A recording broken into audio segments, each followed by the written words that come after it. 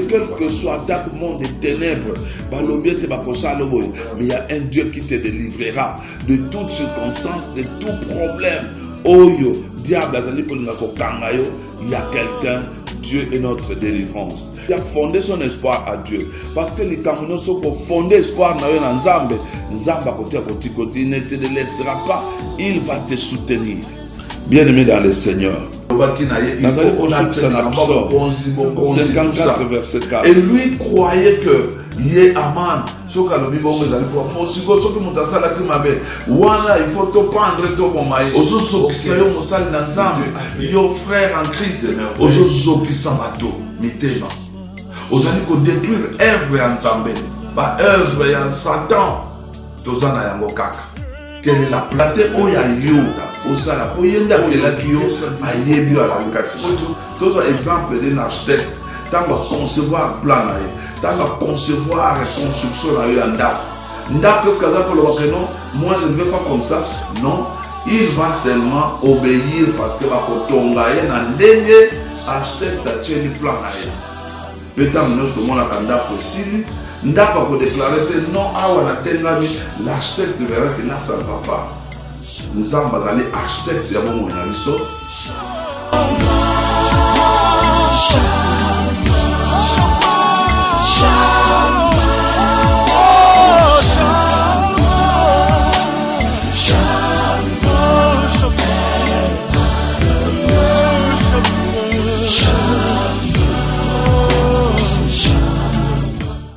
Bien-aimé dans le Seigneur, Shalom. Je bénis le Seigneur qui a permis que je puisse encore partager avec vous la parole de Dieu en ces jours. Nazali kokumi sanzambe oya permettre na ba ko partager les sous na bino liloba nzambe. Na yango tokoyeba kolobela na thème na biso ya mokolo mo lelo. Dieu est ma force, mon appui et mon soutien de ma vie et de qui aurais-je peur. Nzambe azali makasi na ngai, Nzambe azali appui na ngai, Nzambe azali soutien na ngai, nani nakoki kobanga. Bien-aimé dans le Seigneur, nalingi te tokangama na Nzambe wana pe totia espoir na biso epai ya Nzambe, totia elika na biso epai ya Nzambe. Pour ce que elike pa na Nzambe, soki totie espoir na biso na Nzambe, soki biso tozali kotambola kati na kobanga Nzambe, tokoyeba koloba siloga oyo ke Nzambe azali makasi na ngai, Nzambe azali appui na ngai, Nzambe azali soutien na ngai. Na yango tomone te bato ebele ba désespéré na vie na bango, bato ebele balongoli elikia pour te passer mes kakatano makambe belé ezali kotungisa bomoi na biso mais babosa nete Nzambe azali babosa nete Nzambe azali kosala tilelo babosa nete Nzambe azali capable ya koyeba ko résoudre ezali ba problème na yo na yango na natali sabino lelo te tocha elike na biso epa na Nzambe po nazali kopesa nete bato oyo mosusu batiaka elike epa na Nzambe.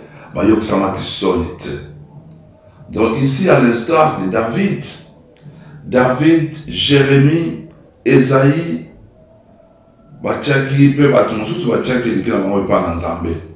Na yango na message na biso tokoyeba kotanga na Psaume 28 verset 7.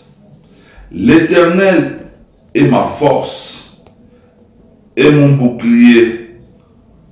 En lui, mon cœur se confie.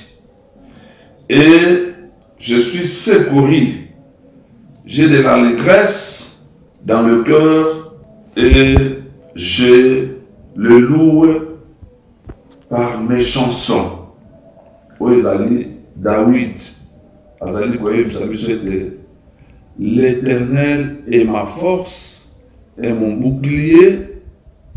En lui, mon cœur se confie et je suis secouru. J'ai de l'allégresse dans mon cœur et je le loue par mes chansons. C'est-à-dire ici, David Aïba ko se confier par Nzambe. Nous prions. Seigneur Dieu, nous te disons merci pour le message où tu allais partager na bandeko. Ya kotale te espoir na biso ezali pa ya Nzambe, elike na biso pa ya Nzambe, pe toyeba kokangama na Nzambe, toyeba kotia elike na biso pa ya Nzambe, po te azali makasi na biso, azali appui na biso, pe azali solution ba problème na biso, na kombo de Masia. Amen. Bien-aimé dans le Seigneur, awa tomoni ndeko na biso David, oyo ayeba ko compter na Nzambe, oyo atiaki elike na pa na Nzambe, oyo ayeba ke Nzambe azali force na ye, makasi na ye, oyo ayeba ke Nzambe azali solution ba problème na ye, oyo ayeba ke appui na ye nyonso atako mikakatano bitumba ezali nde Nzambe, oyo ayeba ke te soutien na ye ezali nde Nzambe. Yango pe na natali sabino ete soutien na biso ezali nde Nzambe, makasi na biso ezali Nzambe, mais pour te ba komona bolambo na Nzambe wana esengelaki biso to bongola mitema to salela ye, po soki biso to bongoli mitema tozali ko tia elike na biso pa na Nzambe, soki biso to kimi masumu to boyi masumu to kozala na espoir na mutu mosusu te, to kozala na espoir na biso pa Nzambe. Po bato mokili balobi bazali ko tia espoir na bato mokili, mais Bible ezali ko biso te maudit l'homme qui se confie dans l'homme. Mais mutu a tia elike pa Nzambe, oyo azu Nzambe comme appui na ye, oyo azu Nzambe comme makasi na ye, oyo azu Nzambe comme solution ba problème na ye, akoyeba ko kangama na ye po ta yebi ke Nzambe akotia ko décevoir ye ata mokete. Bato mokili bakoki ko décevoir yo, mais Nzambe ko décevoir yo te. Na yango wana touti koyoka awa roi David ye alobi que l'Éternel est ma force, donc makasi na ye ezalaki Nzambe. Alobi c'est mon bouclier. Puis azali koloba ke nazali secouri, donc atali kambo ezali na kobelela ye Nzambe na kosala. Yango tango nyonso azali kokumisa Nzambe na baloyembo nyonso. Bien-aimé, espoir no ezali pa nani. Wapi ochaka espoir na yo? Nani oyo ochelaka motema? Nani oyo azali elike na yo? Tia elike na yo pa Nzambe. Tia elike na yo pa na Nzambe, pe tambola kati na kobanga Nzambe. Tia elike na yo, tozali komona ete, quelles que soient les circonstances, quel que soit le problème kokoyela yo, Nzambe azali eyano, Nzambe azali solution, Nzambe akoya kosunga yo, Nzambe akotikala ko abandonner yo te, pote azali Nzambe. Elika no chake pa nani, elika na yo nani, bien-aimé, nani yo chela ka espoir, nani oyo chela ka motema, nani oyo pesa bo moina yo. Ye alobi Dieu est fidèle, il ne déçoit jamais ceux qui le font confiance. Elika no pa nani. Alors tozali comment on était. Ce qu'otangi na Esaïe 12, verset 2. Il nous dit ceci: Dieu est notre délivrance. Il faut lui faire confiance et il n'ait pas peur de rien. Dans Esaïe 12, au Kotanga verset 2, Dieu est notre délivrance. Quel que soit le problème, Dieu va délivrer parce qu'il est notre force. Il est notre délivrance. Et Seigneur, tu as confiance dans ce pays. Et Bazali Kotal, c'est Kobangelo comme côté. N'aie peur de rien. Parce que Dieu est notre délivrance. Yende akango la kabiso. Quelle que soit circonstance, quel que soit problème, quel que soit eux koye la yo, Dieu est notre délivrance. Bien-aimé dans le Seigneur. Ce qu'on t'a dit dans 1 Samuel 2, verset 1, Nzambe azali ko rassurer biso. Il nous rassure de ne rien craindre devant de mauvaises nouvelles. Alobi toyeba kobanga te devant ba mauvaises nouvelles koyela kabiso. Devant ba difficulté à vie na biso, ba problème oyo koyela kabiso. Il nous dit de ne pas avoir peur, de ne pas craindre kobanga te. Il nous dit dans 1 Samuel 2, 1, Nzamba azali ko rassurer biso de ne rien craindre devant, n'a souligné terme de mauvaises nouvelles, mais que nos cœurs soient fermes, confiants en l'éternel. Atami kakatami, ba moment tozali ko traverser, ba moment difficile na bomo na biso, ba crise na ba famille na biso, ba problème, ba maladie, azali ko lobake to ba ko banga te devant de mauvaises nouvelles qui nous arrivent. To kanga mai pa nzambona, to cha elikira biso pa nzambe. Bien-aimé dans le Seigneur, surtout que dans Psaume 54, verset 6, Nzamba azali ko rassurer biso lisusu. Dieu est notre seul secours. Mutu oya yaka tango obeleliye. Tango zali kati na ba problème. Obeleliye, il est le seul secours. Balobi mutu mususu le mot seul. Ye kaka wana akoki koya au secours na oyo zali problème kati na bomo na yo. Bien aimé, il nous dit que il est le seul secours et appui. Appui na biso. Ye wana. O s'appuyer na ye, quel que soit mi kakatano, yo kangama na ye, appui, oye ba ko s'appuyer na nzambe. Tango zali ko s'appuyer na Psaume 54, 6, ils allaient que il est notre secours, il est notre appui. Il a promis de ne jamais te délaisser. Donc nzamba lobika kotika yote azali secours na yo, azali appui na yo, pe a promettre ya koyeba ko sunga yo kotika yote, quels que soient les problèmes koyela yo, quelles que soient les nouvelles koyela yo, a kotika yote, il ne te laissera jamais. Mais à l'objet zala na kondima, mais ayez foi. Bien-aimé dans le Seigneur. Jérémie, surtout dans 1 verset 8, il nous dit, Dieu est notre seul soutien. Alors il faut lui faire confiance et ne crains point tes ennemis.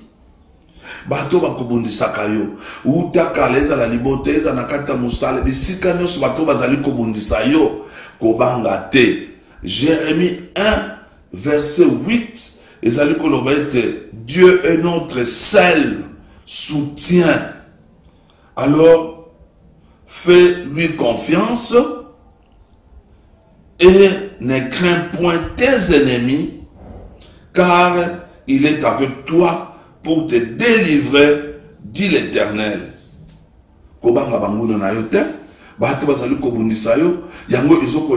Christ est notre force, Christ est notre appui, Christ est notre soutien. Awa omonike ba version nyonso batali sibiso comment Dieu est notre force. Oyo David abelelaki. Tomoni awa na Esaïe comment Dieu est notre délivrance. Que quel que soit attaque monde des ténèbres, balobiete bakosalo boy, mais il y a un Dieu qui te délivrera de toutes circonstances, de tout problème. Oyo, diable azali kolinga ko kangayo, il y a quelqu'un, Dieu est notre délivrance. Tout comme on a été dans Psaume 54, 6, balobi que Dieu est notre secours. Tant yo souki, tant yo monique vraiment au commis au bout, au belelier, akoya au secours, akoya ko soutenir yo, akoya ko appuyer yo, pote, alobete, akoti kayo atamukete. Mais qui Dieu ne peut pas abandonner. C'est celui qui s'est converti, c'est celui où il a dit que Dieu existe, qui a fondé son espoir à Dieu. Parce que les Camerounais qui ont fondé espoir dans Nzambe, Nzamba côté, il ne te laissera pas, il va te soutenir. Bien-aimé dans le Seigneur. Nazali Kosouk Sana Psaume 54 verset 4. Dieu est le soutien de ton âme. Atako bitumba izali à soutenir âme na yo. Yango wana na conclusion na ngai nazali ko yebisa bino ete na lingete tout simplement ko yebisa yo prend une décision. Soko lingo mona ba miracle nzambe. Soko lingo za la soutenir par nzambe. Soko lingo mona lo boko na nzambe. Soko lingo ete yo nzambe ba ko soutenir yo pour azala appui na yo, ezala force na yo et sengela ki obongo la motema. O sale la nzambe, o pesa bomo ino epa la nzambe, o tika makambo nyonso ya mabe, o tika masumu, o yina masumu, o kanga epa nzambe. À ce moment-là, bato mokili ba ko comprendre yo te. Pourtant, nous sommes monter ma cabane pour nous mabe. Il y a quelqu'un qui viendra au secours.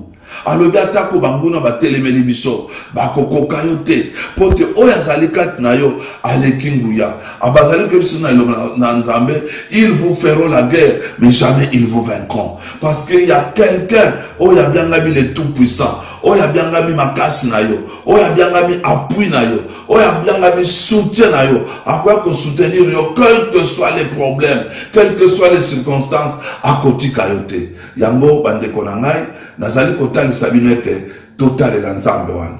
Soko lingo mwana makambo nyonso to sili koloba awa, tia confiance no epa nzambe. Tika masumu, tika bisengo ya mokili. Ça ne t'apportera à rien, mais kangama na nzambe wana. Tia elika no epa na nzambe. Tia mona nzambe appui na yo. Ta nyonso za na problème kende fu kama na kwa ndako na yo, bele na nzambe wana. Il viendra au secours parce qu'il est votre force, parce qu'il est votre appui, il est votre soutien. Que le Seigneur de vous bénisse. Amen. Seigneur Dieu, te commission pour un message. Oyo, tikete bako toucher moko na moko, tikete bako sunga moko na moko, tikete bako salisa moko na moko, natinete za la mutuya, atambola totambola kati na kobanga yo, pour mikolo na biso ezali kotanga na mokili oyo. Petango bitumba na biso ezali, to za la décourager te, to désespérer te, pote yo ozali kati na biso le kinguya, que nous allons kati na mokili oyo. Tobeleli présence na yo, toucher mon terme na moko, na kombo de Masia. Amen.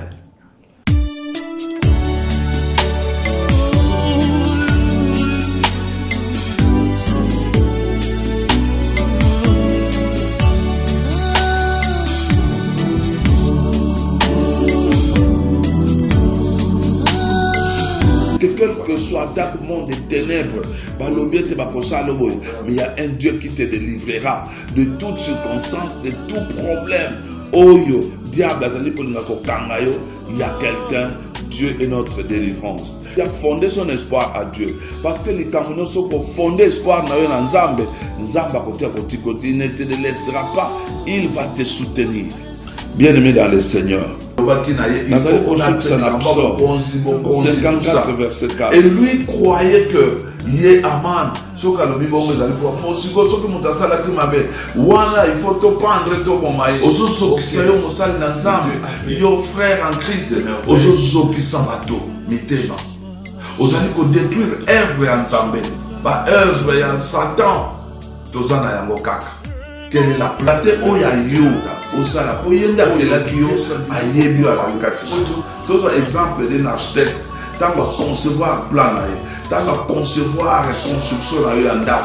Nda que ce que ça pour le non, moi je ne veux pas comme ça. Non, il va seulement obéir parce que va kotongaye na ndenge architecte a tenu plan à yanda. Peut-être nous tout le monde a kanda possible. Nda pas pour déclarer non à la tengami, l'architecte verra que là ça ne va pas. Nous avons allé architecte ya bomo na biso.